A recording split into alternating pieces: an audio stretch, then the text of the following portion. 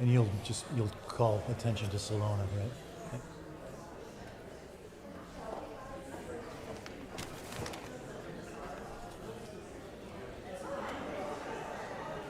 Good evening and welcome to Kenilworth Union Church. On behalf of Kenilworth Union Church and St. Paul AME Church in Glencoe and Reverend Salona, where are you, Reverend Salona? Right over here from St. Paul AME, thank you and welcome.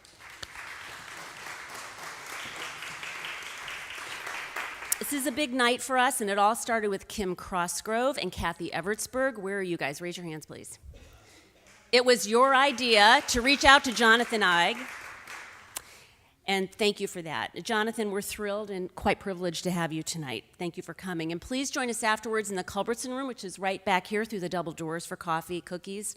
And the bookstall is set up there selling books, and Jonathan will be signing them.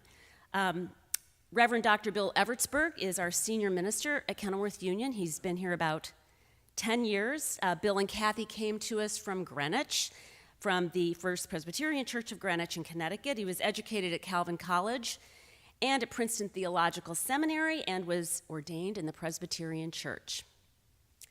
Jonathan Eig, author of King a Life and the Reason We're Here Tonight, has garnered the highest of literary praise across the country, all of the short book lists that I could find. Before winning this year's Pulitzer for a biography for King a Life, Jonathan already had penned several books, 4 of them New York Times bestsellers. He's a former senior writer for the Wall Street Journal. He graduated from Northwestern University's Medill School of Journalism, and for any Wildcats in the room, he wrote for the esteemed Daily Northwestern. That's a personal favorite. Jonathan lives in Chicago with his wife and kids. It's my pleasure to introduce all of you to Jonathan Eig and Reverend Bill Evertsberg.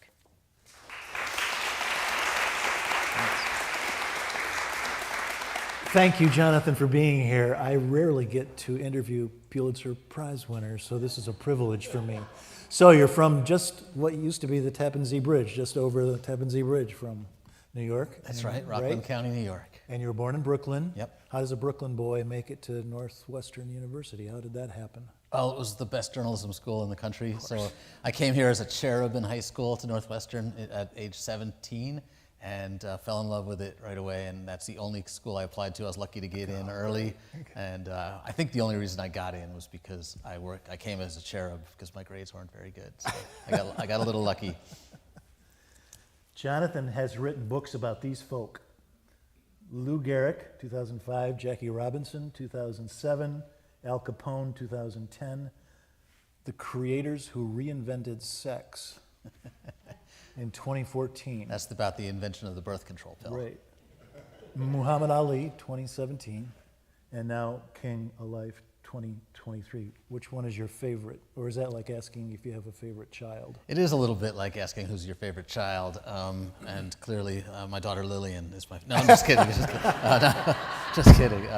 The Gehrig book is special because it's my first book. I learned how to be a book writer. But this book was by far the most emotional experience that I've had writing a book. And it has succeeded and had more readers than any other book. So right now I'm feeling very much in love with this book. This book, great. So King rose organically out of your work on Ali. That's right. I want to talk to you about the timing of this book. So all of these FBI recordings are going to become available in 2027, a couple of years. But you started to do this now, and I hope you'll talk to us about why it was important for you to get this book out, and was it 2022 or 2023? 23, yeah. Well, when I was working on my Muhammad Ali book, I found myself interviewing people who knew Muhammad Ali and Martin Luther King, and they met twice. So I was asking very specifically, how'd they get along? What happened in those 2 meetings? And as I was interviewing people like Dick Gregory and Andrew Young and Harry Belafonte and Jesse Jackson, they began telling me stories about King and about how much he enjoyed Muhammad Ali, even though they disagreed with each other. You know, Muhammad Ali was opposed to integration, opposed to desegregation. He thought black people and white people were never going to get along, and there was no point. He said he didn't want to live in white neighborhoods. He didn't think schools should be integrated. So they disagreed, but they liked each other. They hit it off. They both had a great sense of humor. And the more I heard people talk about King and his sense of humor and what it was like just to hang around him, I began to realize that we've kind of lost sight of King as a human being. One of the things that's happened as we've celebrated him, I have a line in the book that I say, in hallowing King, we've hollowed him. We've turned him into this two-dimensional character, and we've forgotten how radical he was. We've forgotten how deeply religious he was, how much of that radicalism came from his Christianity. We've also forgotten how often he failed over and over again and yet continued, and how unpopular he was for the last years of his life. Something like 2/3 of all Americans in a Gallup survey said they disapproved of Martin Luther King. And our own government was surveilling him and trying to destroy him, and he kept going. That's the thing that moved me so much. So I felt like we needed a new book, and there was still time to do it while people were around who knew him, and that I could have, first-person testimony. So that's what really got me started. Was it fun to talk to Harry Belafonte? Oh, man. That was one of my favorite interviews. I spent like 3.5 hours with him at his home in New York, and he just wanted to keep going. He never tired. He was 90 at that point. And I'll tell you one funny story. When we were getting done, we were wrapping up, I said to him, you probably hear this a lot, but my mother, who's in her 80s, still idolizes you, still has a crush on you, and has, for 70 years, she's had a crush on you. And he said, "What's your mother's name?" And I said, her name is Phyllis. And he took out a piece of paper and wrote her a note. And she now has framed in her living room. He was just a sweetheart. Great. And just a tiger, like still ferocious, still radical, right up to the end. It's fabulous. So, to go to your point a minute, this is a line from the prologue. This book seeks to recover the real man from the gray mist of hagiography. And then this is from the epilogue, which you just quoted. In hallowing King, we have hollowed him. Is anybody mad at you for taking him out of the gray mist of hagiography? I was worried about that. I was worried that people might say, no, we like the guy on the pedestal. I don't want to hear that he drank sometimes. Yeah. I don't want to hear that he attempted suicide twice as a teenager. I don't want to hear about his affairs with women. I was nervous that there might be a backlash to the book. And there really hasn't been. In fact, I've had people come up to me in tears saying, I didn't know he suffered from depression. And I suffer too. It's just so heartwarming to know that this great man endured the same things that I'm suffering from. And I've had a few people say, why'd you have to talk about the sex so much? Jesse Jackson called me and asked me to come to his office, and he said, I didn't think you need to put all that in there about the sex. I said, well, Reverend, let's talk about it, because I think it's important to be honest. If I want people to believe all the good things that I'm going to say about King, I can't really hide some of the uncomfortable truths. And I also think it's important to show what the FBI used to try to destroy him. They used the details of his personal life to try to tear him down. And how are you going to explain the government's campaign without understanding what they used for ammunition? So we had a good, healthy talk about it. Good. In a 2017 review of Ali, A Life, no less than Joyce Carol Oates said, for pages in succession, this narrative reads like a novel. And that was my reaction to the pace of this book. King is in Albany, Georgia. It's not going very well. Sheriff is Shirley Pritchett. And you describe Shirley Pritchett, former tackle at Albany University, 6 feet tall, 250 pounds. It looked like his head, neck, and shoulders were all one piece.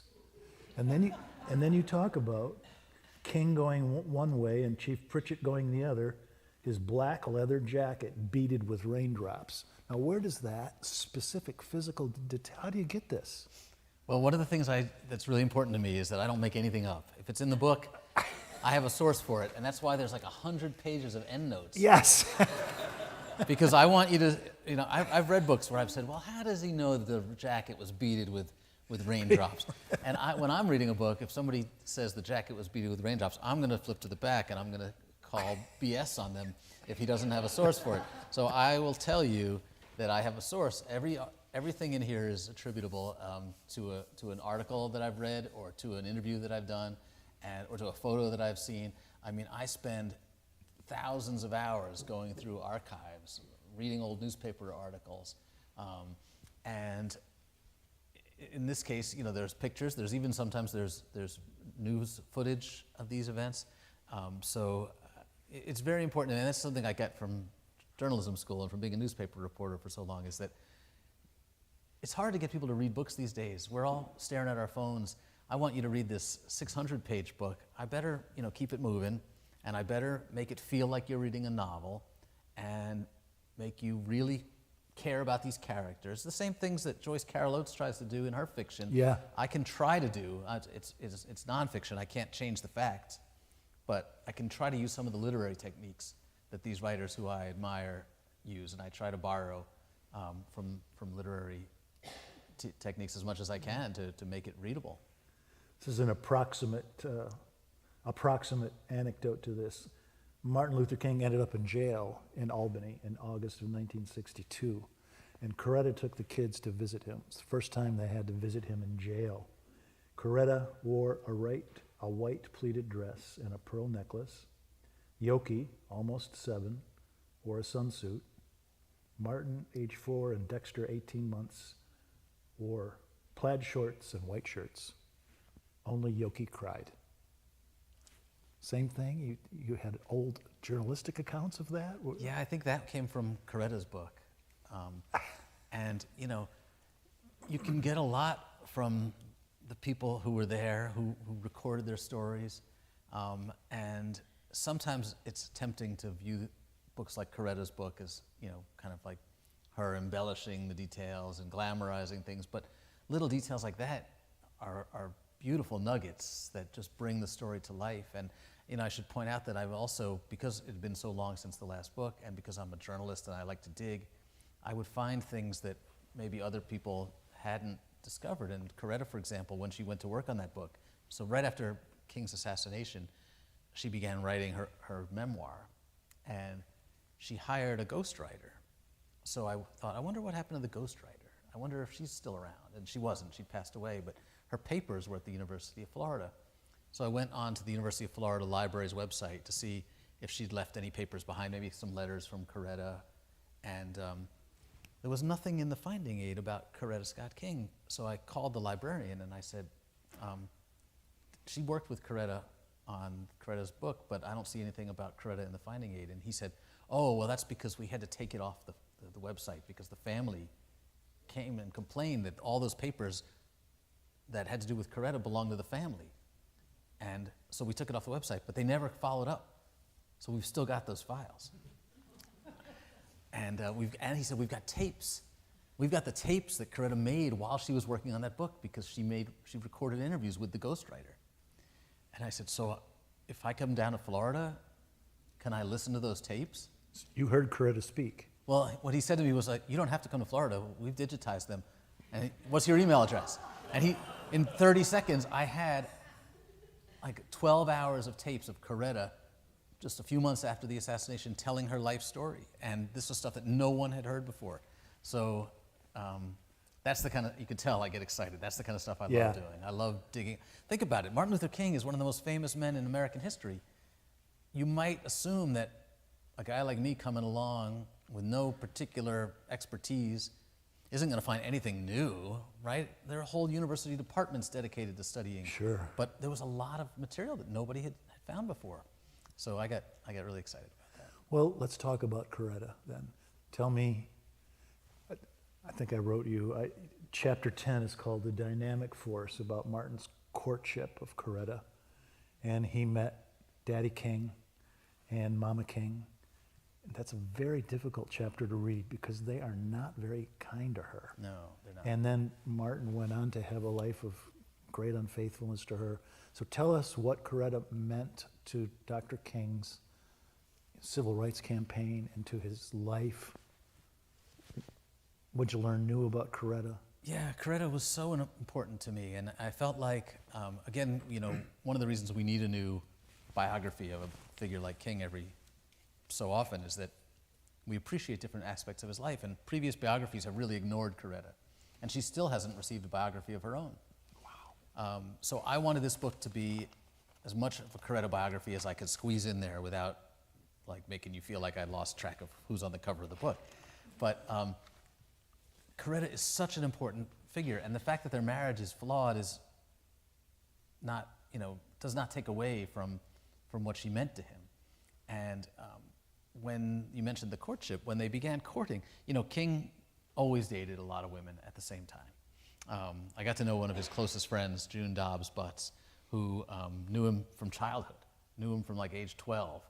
And her sister dated King, and her best friend was engaged to King. And June said to me, God bless him, he was never monogamous a day in his life. And she went on to become a sex therapist, so she knew what she was.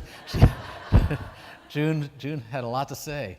But when he was in Boston, he was at Boston University, Coretta was at the New England Conservatory. King was dating like 2 or 3 women, and I interviewed some of them. It's funny because they all said the same thing, that when they met him, they were shocked, they were surprised at how short he was.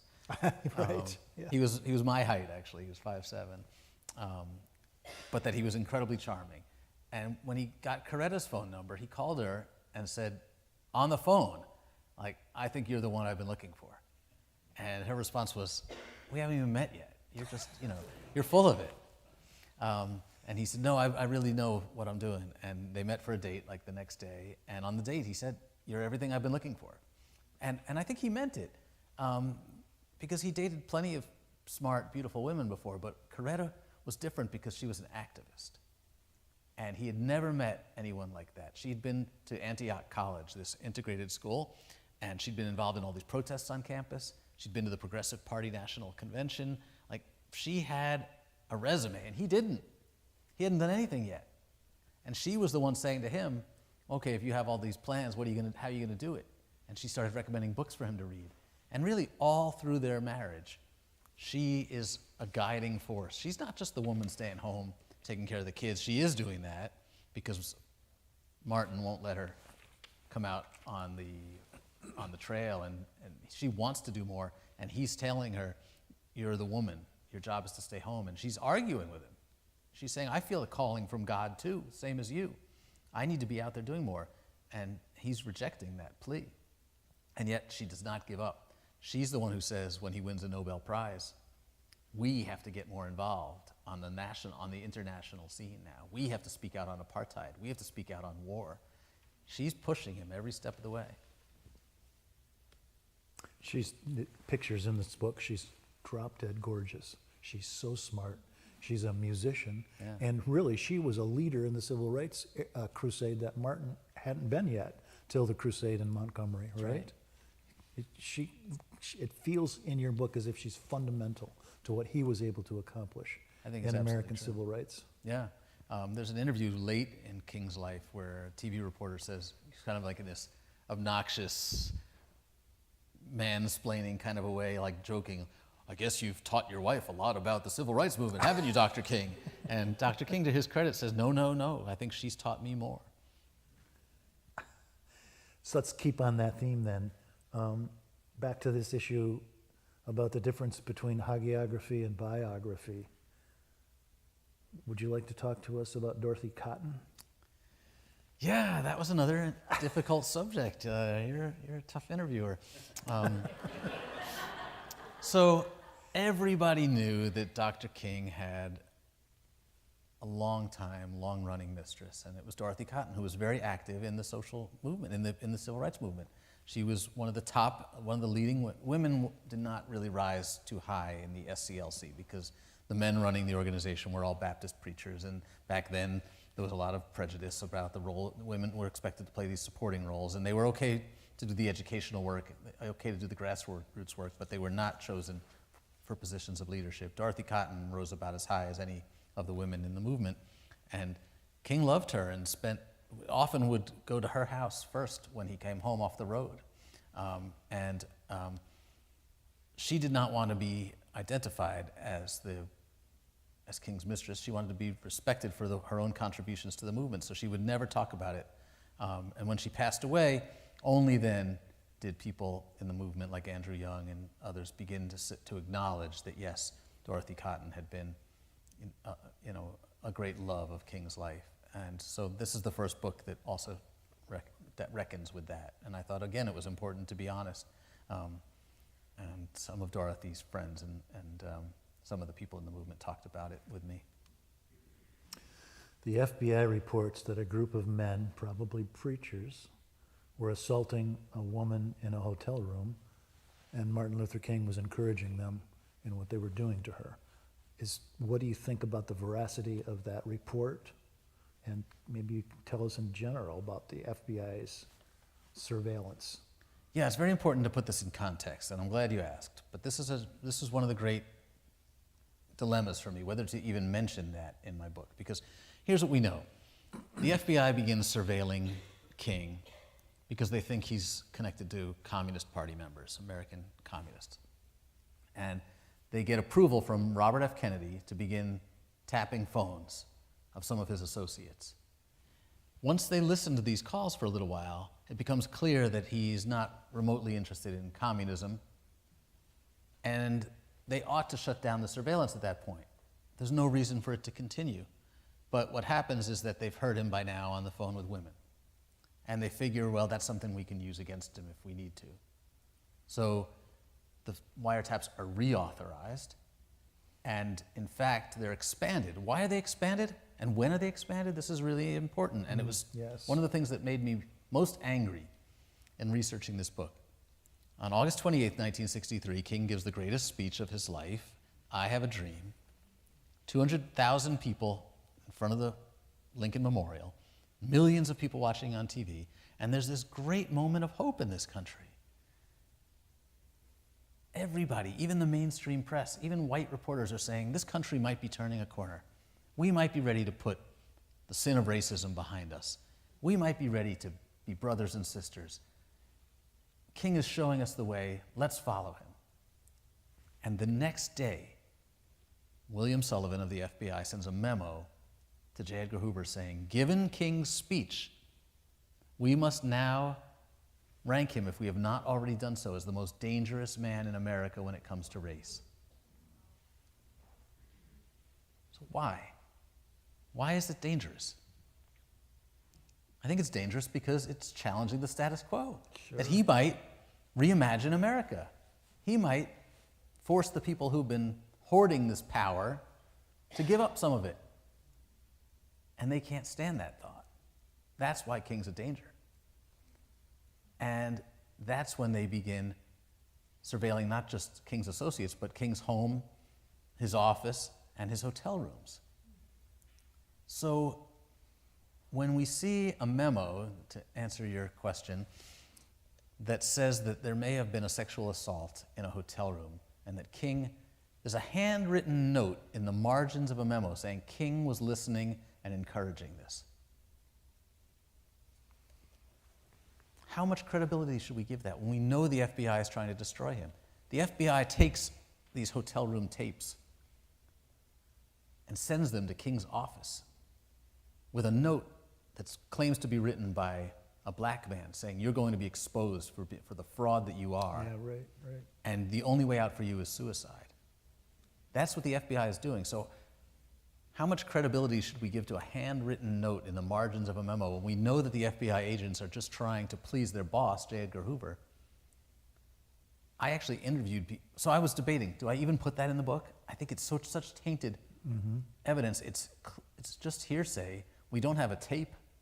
There's no transcript of the tape of that alleged sexual assault. Should I even put it in the book? Should I dignify it by putting it in print? I decided to put it in print because it's been reported in the mainstream press, but also because I interviewed people at the Justice Department who've listened to those tapes, and they say they did not hear anything like that. So I wanted to put it in the book so that I could challenge it and raise some skepticism about it so that readers can balance the evidence for themselves and know how much weight to give it. And I guess in 2027, when the tapes are supposed to be released, maybe we'll find out more. Okay, good for you. You'll follow up for us, huh? Yeah. So you mentioned the March on Washington, the famous speech on August 28. What happened the next day by the FBI? This is my favorite chapter in the book, the detail about what was happening at the podium, right in front of the Lincoln Memorial, Somebody's, chanting at him, giving him advice. There's a park ranger standing behind him in case somebody goes crazy and tries to kill him. His name is Gunny. All that detail. Tell us what you found out about the Mahalia anecdote, and if it's true, and then keep going into September of 1963, what happened 2 weeks later. Okay. So, first of all, how do you write the I Have a Dream speech? That's what, for years, as I built up to that chapter, I was scared. How am I going to write that chapter? It's going to be a disaster. You can't match the magic, the power of King's oratory, right? So I decided to, instead of trying to match King's power, to give you a more panoramic view and to tell you about some of the people in the crowd and what was going on and how they were moved. And one of the people I wrote about is Gunny Gundrum, this park ranger. He's this tall white guy standing next to King, and during the I Have a Dream speech, he twice reaches in front of King to adjust the microphone. I thought, what's he doing? Who's this? What does this guy think he's doing? This is the most important speech in American history, and he's sticking his hand in front of King? So I found him and I called him, and he told me this beautiful story. That he's a white guy from the Adirondacks, upstate New York, and he'd never met a black person, was very comfortable using the N-word, didn't really care about civil rights. Then he joined the Marines, and he saw what that some of his black fellow Marines couldn't go to the same bars as him in the South. And by the time he got to the March on Washington, he was assigned kind of randomly to be the person standing next to King during the speech. He felt the power of the crowd there that day. He got caught up in the emotions, and he looked at King and said, wow, he's really short. I think the microphone needs to be lower. So he lowered it, and then as King started speaking, he felt like, oh, now it's blocking his face. The TV cameras might not be getting. So he adjusted it a little bit again, and he said when the speech ended, he felt this surge of energy from the crowd, and he jumped in front of King. And you can watch this on YouTube. He jumps in front of King, like as if he's trying to stop this wave of energy coming at him. And I don't know if Gunny realized it, but I think that was a great act of love. That was what King was talking about. When he talked about agape, he was talking about that kind of love. He wanted King to be seen and heard. He wanted King's message to resonate. And that was just beautiful. I loved that. And the other thing you talked about, so King's famous speech is I Have a Dream, right? But how many people know that he did not intend to give that speech that day? He had a written speech that day that he had prepared, and it was mostly about economics. He talked about police brutality, he talked about reparations, and then when he got to the end, he decided to keep going. Now, a lot of people have said and reported, it's been in books, that it was Mahalia Jackson who inspired him, that she thought the speech was kind of flat and it needed a little bit more emotion, and she'd heard him give the I Have a Dream speech in Detroit just a few weeks earlier, so she shouted out, "Tell him about the dream, Dr. King. Tell him about the dream." And then he says, "Oh, okay, well, today I have a dream." And then he goes off into this, but that's not what happened. And it's been reported the wrong way over and over again. I was puzzled because he seems to go into the dream speech spontaneously, very quickly. Like if you just listen to it, you don't hear a pause, you don't hear Mahalia shout. But you hear Mahalia, like throughout the speech, saying, "Yes, yes, that's right, that's right." Like she's into it. So I got a hold of the master recording that Motown made because they were going to make a record. And on the master recording, if you turn it up really loud, you can hear Mahalia say, "Tell him about the dream, Martin." But it's after he's already started on the dream. So and then somebody must have heard that and either mistakenly or decided to exaggerate to move it to the beginning as if she inspired it.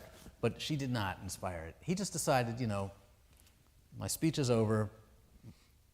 My 8 minutes that I've been allotted is done, but I'm not done yet. It's time to go to church. And he began to deliver a sermon, and that's what he did best. Tell us how America responded to August 28, 1963.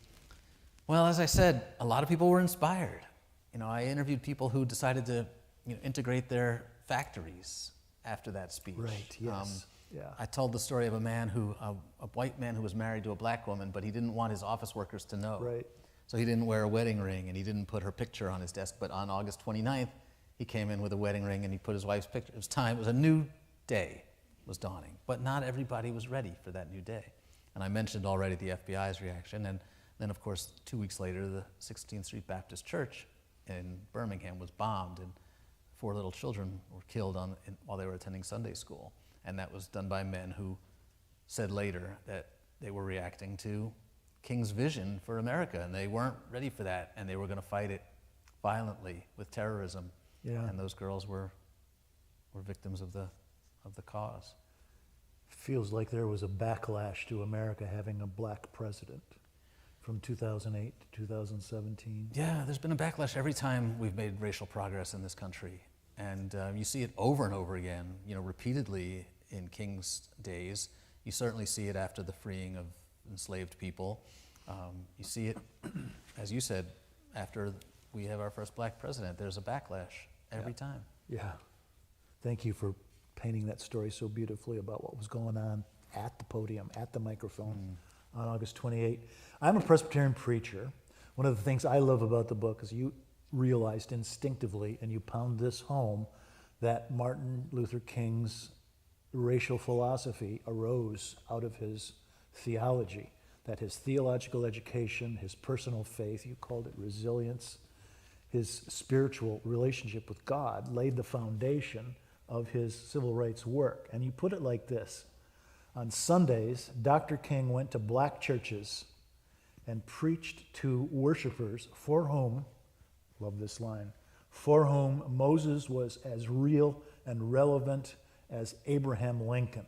Exodus was not only understandable to his church audiences, it was underway, is the way you put that. So I, as a Presbyterian preacher, I want to thank you for putting it that way and recognizing where his convictions came from. There's no question that everything King does grows from his faith and from his religious teachings, which began at home as a small child. His father was a minister, his grandfather was a minister, his great-grandfather during slavery was a minister. His father literally taught himself to read by reading the Bible, by learning his prayers first and then realizing that he could read them later. And King's activism is completely steeped in his faith. And he said over and over again that it was an extension of his ministry, that his activism was, he was not a professional activist, he was a minister, and he was trying to save souls. Pastor, yeah. And it's funny because I did an event with Bishop Buddy in Washington, D.C., and she said, I've listened to some of your podcasts and I've watched some of your interviews on YouTube, and every time you ask what inspired King to do these things and to risk his life, you say it was Jesus and it was the Bible. And I just want to say, this is what Bishop Buddy said, that coming from a white Jewish journalist, that's awesome. Because you have you're objective. Jonathan, you live in Chicago. Would you talk to us a little bit about Martin Luther King's campaign here and the unique challenges of this city? I couldn't find it in the book, but I think this comes out of your book, something like, if a Mississippian wants to learn how to hate, he got to come to Chicago. Yeah, that's Did what he you said. write that? Yeah, well, King said it. King said I quoted him. And he came to Chicago. He came to the North Shore a couple times and spoke at churches here. And he moved into North Lawndale and tried to make a statement here, tried to really build a new campaign here, just as he'd done in Birmingham and Montgomery. He wanted to show the world that the North had problems too. And, a lot of people think, King in his late years became more radical and began calling out Northern racism. He was calling it out all along. It's just that we weren't listening. We preferred to focus on the stuff that seemed more egregious, that seemed more blatant, that was more overt, because they had Jim Crow laws in the South. But we had de facto segregation here in the North, and it was, in many ways, just as bad. And King came here to try to point that out. He tried to point out that Chicago schools were segregated, that Chicago housing was segregated, that Chicago employment was discriminatory. And it didn't go very well.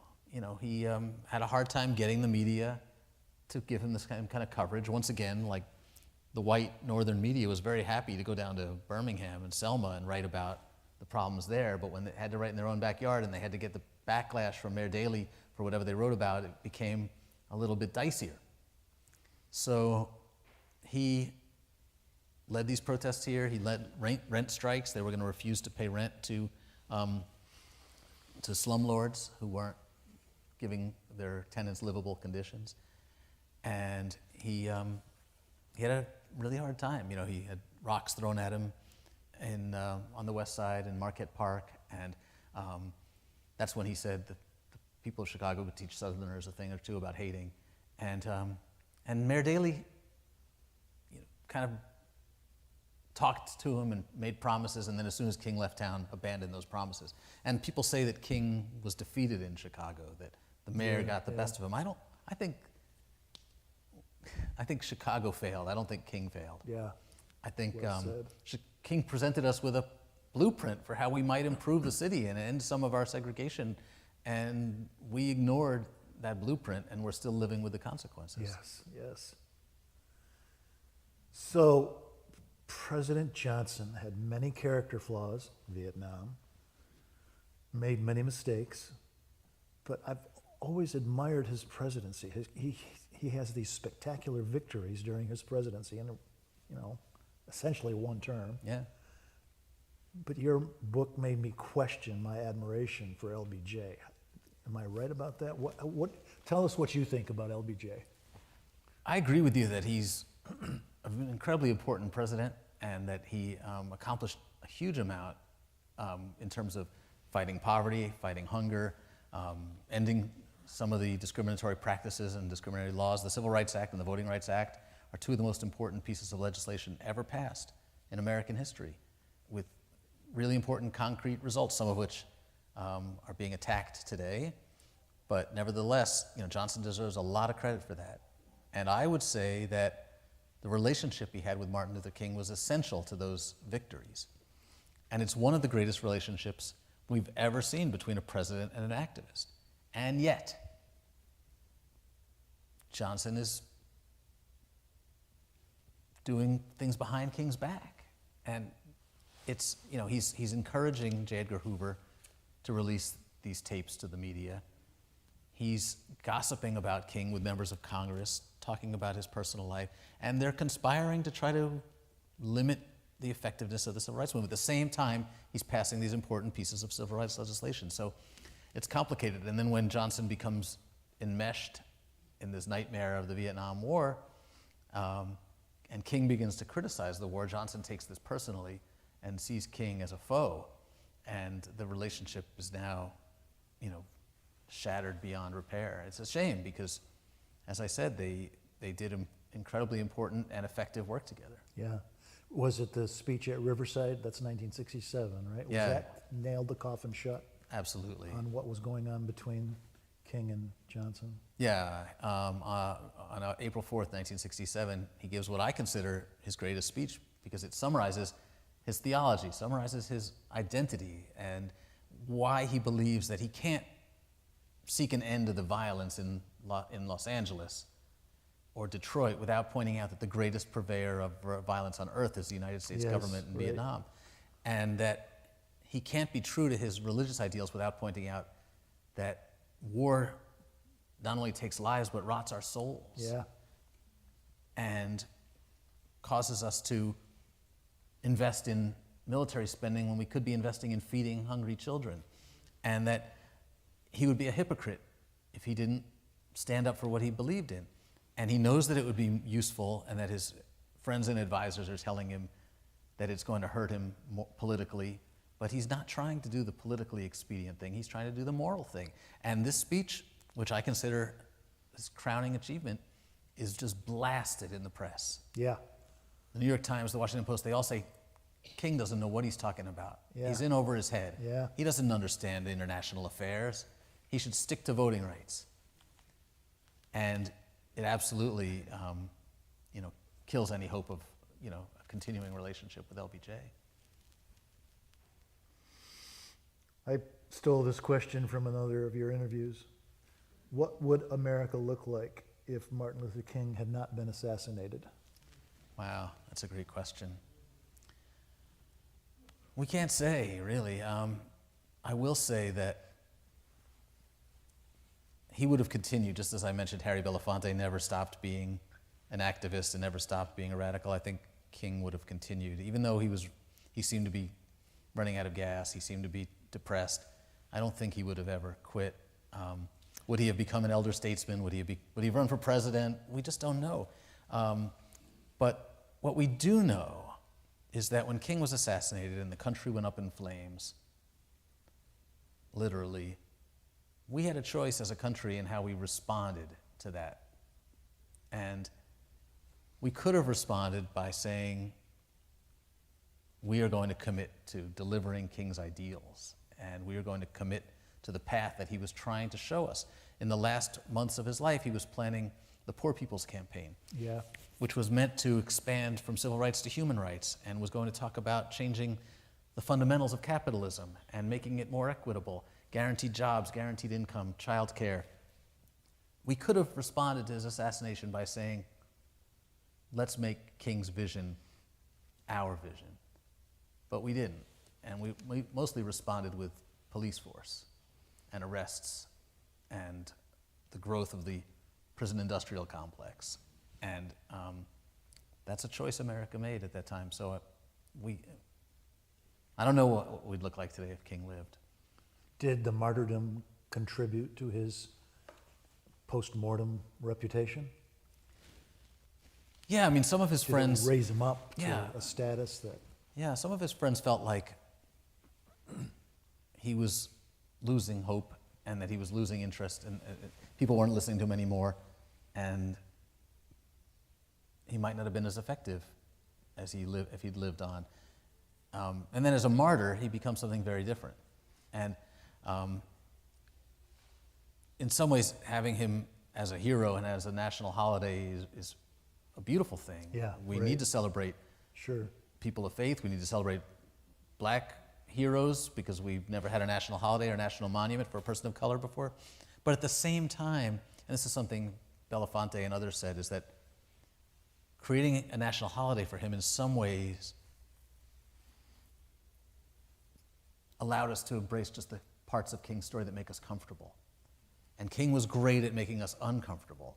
He was great at pointing out our biases and our prejudices and forcing us to confront and do something about them. And when we only embrace the comfortable part of King and we take away the radicalism, we lose what mattered most about him. So we gain this hero. We have I Have a Dream. We have Let us be judged by the content of our character, not the color of our skin. But we forget that he wasn't going to settle for those kinds of easy answers. So I do worry sometimes that we've softened him too much. He'd be 90-something if he were alive today, right? Yeah. Would he be heartbroken by what's happened to America after George Floyd? I'm thinking of these Memphis police officers who are on trial right now.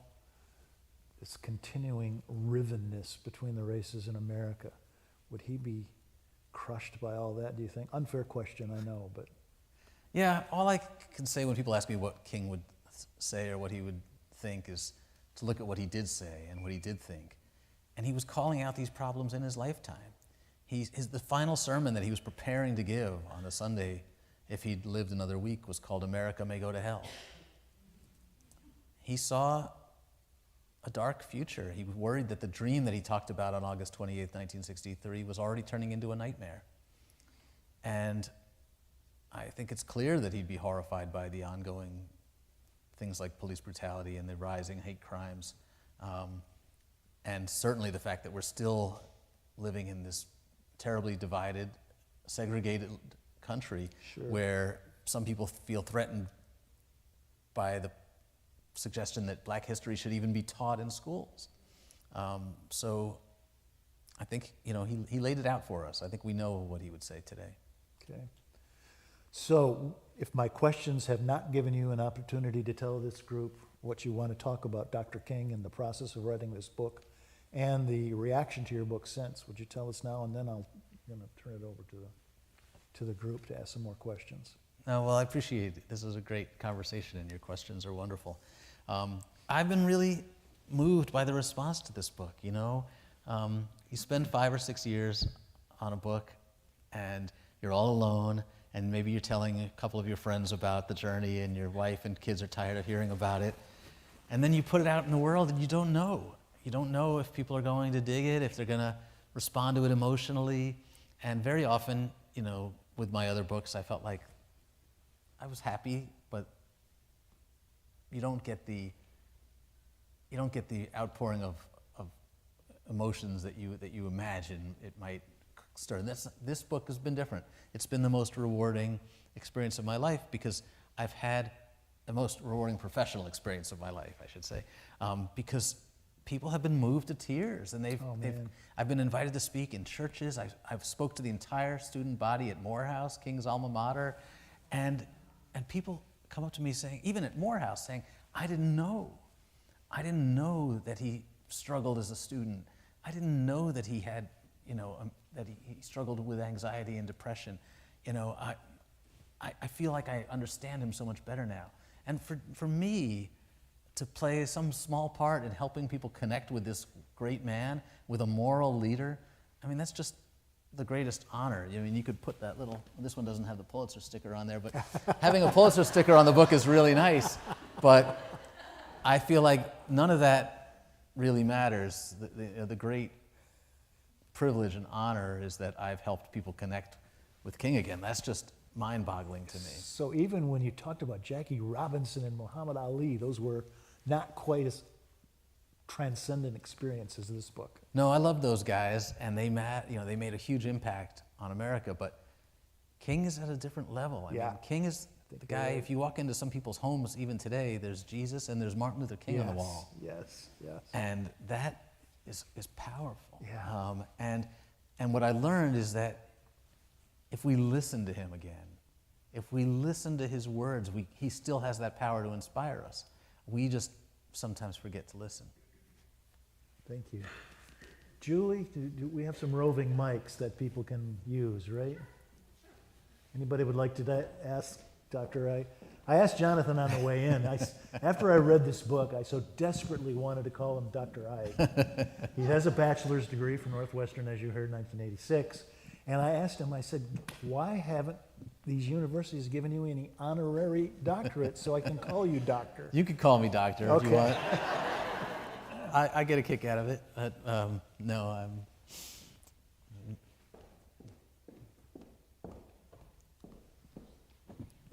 Hi, thank you. I've yet to read the book. It sounds great. I'm a big fan of other biographies of him, so we'll have to go. I apologize if this question is either A, too conspiratorial, or B, like on factually like flimsy premises, so feel free to deflect if so. But if I'm not mistaken, the federal investigation into Dr. King's assassination was never concluded. They were digging into things, and they didn't follow through. And I've heard an anecdote during the Clinton presidency that Jesse Jackson met with Bill Clinton and asked, "Would you please reopen the investigation into Dr. King's, assassination?" And Clinton's response was, "You both know that we can't do that," which is to suggest that there was some involvement beyond a local police force and the actual killer, that maybe governmental actors were somehow involved in it for reasons that you've actually kind of suggested throughout this entire speech. And again, if it's too conspiratorial or unfactual. No, I'm happy to talk about it. Yeah. So let me start by saying that a lot of really smart people believe that there must have been a conspiracy, including the King children, including Andrew Young and Harry Belafonte and Reverend Lawson. But the church committee did conclude its study and concluded that James Earl Ray acted alone. And I think I decided not to get into it because you could write a whole book about the conspiracy theories. Nobody's come up with any solid evidence that there was anything conspiratorial, that the government was involved in any way. And I think what's important, and I didn't want to distract from this, what's important is that our government intentionally created the conditions in which someone might want to assassinate King. They intentionally tried to portray him as an enemy of the government, that he was that he was a danger to America. And when they do that, in fact, just a couple months before the assassination, the FBI put out a memo saying that now that Malcolm X is dead, King is the only one who could become the Messiah for black people. And we must do everything in our power to stop that from happening. So that memo went out to every FBI office in the country. So they know that they're creating an environment in which someone might want to take a shot at him, and they were not protecting him. I think that tells you everything you need to know. And if someday we find that this guy was put up to it by the government, I wouldn't be shocked, but I've seen no evidence to support that.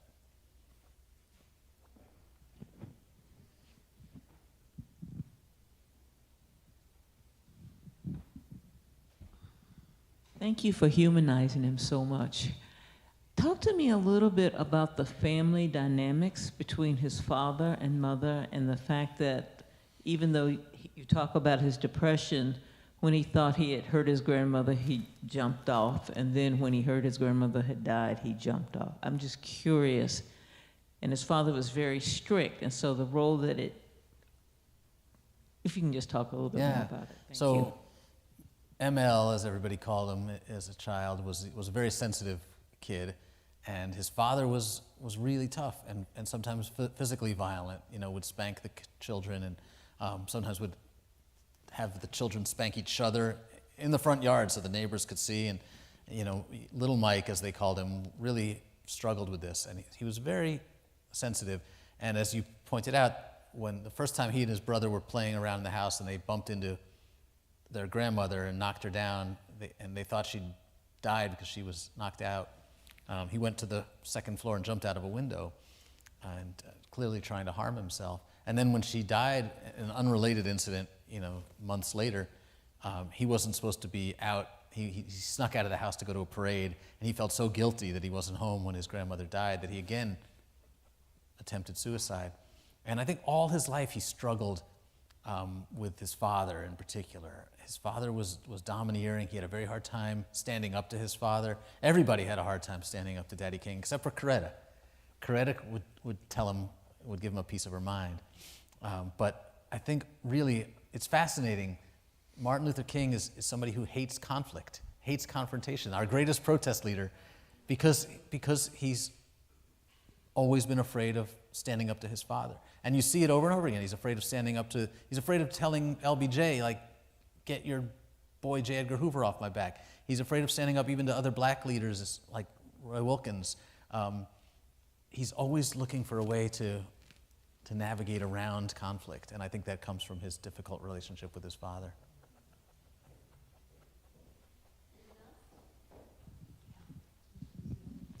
Hi, John. Tim Franklin from Medill. Oh, hi, Tim.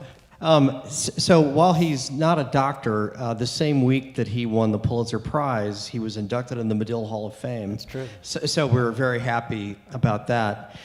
So being from Medill, my question is, John, could you talk a little bit about the media coverage of King from that period? And then could you project to today, in today's social media environment, highly partisan cable news, how would King have been portrayed today? Yeah, great question.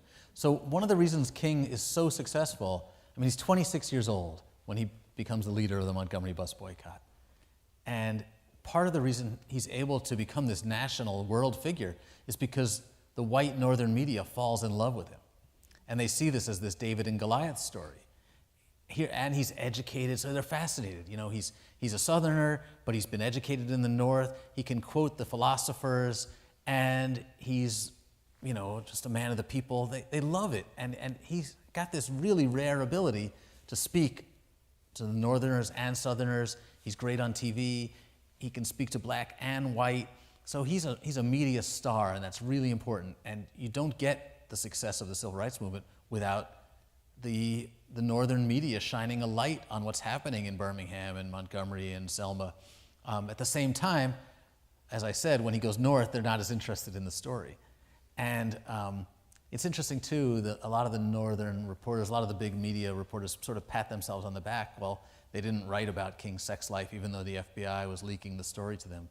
But I don't think they should pat themselves on the back so much, because they could have written a story about the fact that our government was surveilling a private citizen, and they didn't. They were afraid of confronting the FBI on that.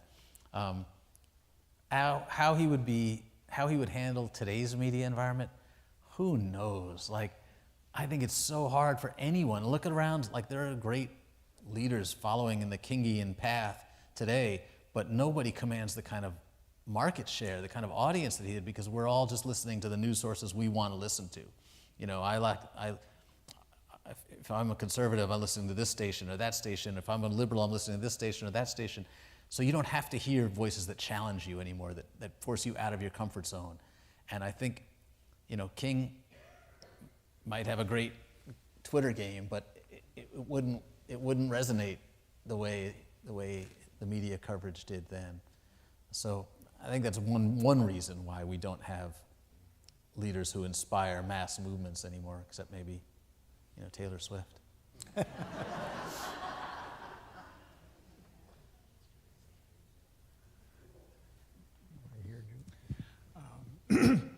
Jonathan, I'm just going to add my thanks to this chorus of thanks for all the ways you have deepened our understanding of King.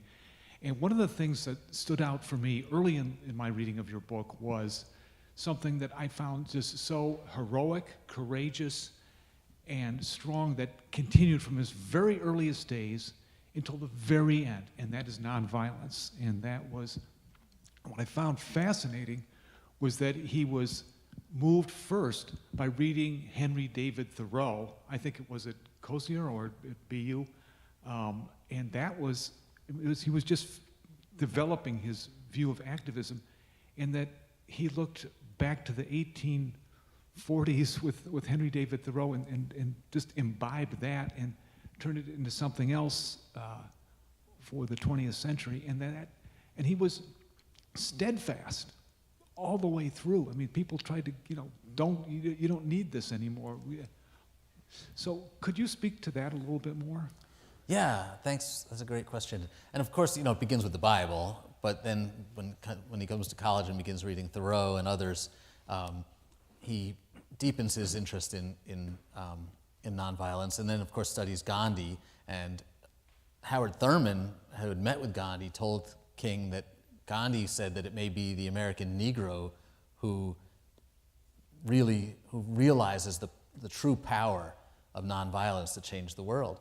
But when King begins the Montgomery bus boycott, and he's talking in the press about nonviolence, and he's saying that, you know, we're going to fight hate with love, Bayard Rustin comes down to talk to him, and Rustin is a much more experienced nonviolent activist, older, more politically engaged, and he gets to King's house and says, I'm glad to hear you talking about nonviolence, but what's with the gun under the cushion on your sofa? Like, you're not exactly living up to this ideal. And in fact, King has armed guards in front of his house, and after meeting with Rustin, he gets rid of his gun and calls off the armed guards. And so he's learning as he goes, and he begins to see that it's not, eventually, I think in the beginning, in some ways, it's more of a tactic for him, but it becomes a life's philosophy, and it becomes more deeply ingrained the longer he goes on, the longer he lives. And that's one of the things I love about King, is that he's constantly learning.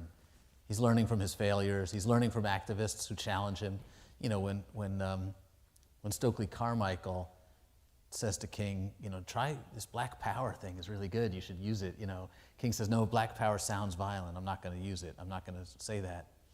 But he begins saying black instead of Negro a lot more. He begins talking about economic power. So he recognizes that there's something in what Carmichael's saying that resonates, that people are responding to, that he can get behind. And he's constantly learning in a way that a lot of people at that level of power and celebrity might be stuck in their ways and, you know, expect everybody to come to their way of thinking. But King is a lifelong learner.